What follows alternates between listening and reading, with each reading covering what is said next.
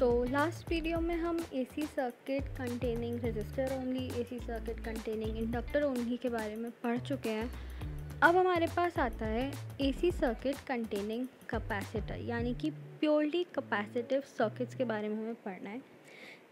इसमें और जो प्योरली इंडक्टिव था उसमें ज़्यादा फ़र्क नहीं है, फ़र्क बस ये है कि इसमें कैपेसिटर है, उसमें इंडक्टर है। तो सबसे पहले हमें क्या करना होता है, सबसे पहले हमें डायग्राम बनाना होता है। तो हमने डायग्राम बना लिया, हमारे पास एसी सोर्स है और हमारे पास कैपेसिटर है जिसकी कैपेसिटेंस हमने सी मानी है। इसके बाद अब हमको आई की इक्वेशन डिराइव करनी है। तो सबसे पहले हमें करंट और कैपेसिटेंस के बीच में रिलेशन ढूंढना पड़ेगा।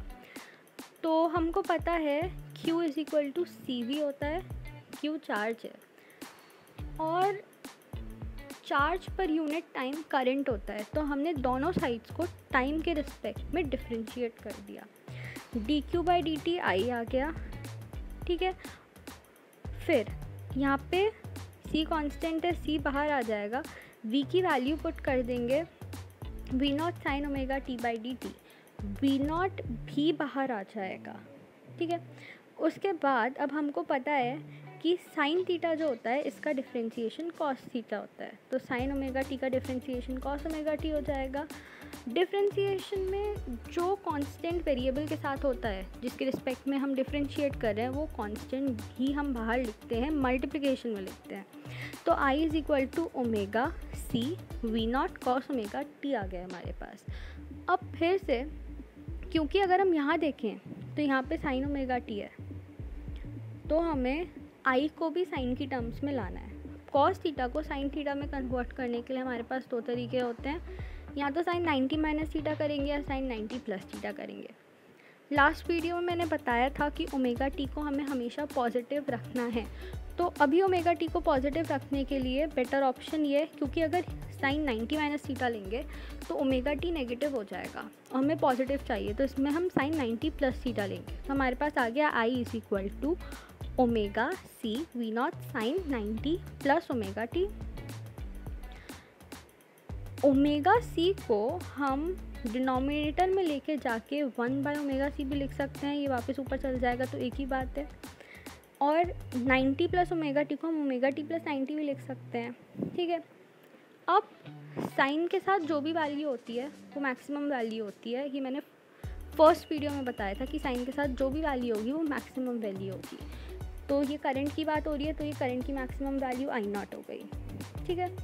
अब हमको पता है V is equal to I R, हमने पढ़ रखा है I is equal to V by R होता है, ठीक है। तो इसका मतलब ये किसी तरीके का रेजिस्टेंस है, बट सर्किट में कोई रेजिस्टर नहीं है, यहाँ पे कैपेसिटर है। इसका मतलब ये वो रेजिस्टेंस है जो कैपेसिटर ऑफर कर रहा है और इसे हम कैपेसिटिव रिएक्टेंस कहते हैं। इंडक्टर में इंडक्टिव रिएक्टेंस कहेंगे, कैपेसिटर में कैपेसिटिव रिएक्टेंस कहते हैं। तो यहाँ पे कैपेसिटिव रिएक्टेंस है और ये होता है 1 बाय ओमेगा सी के इक्वल। ऑल्सो ये V not by I not के भी इक्वल होता है।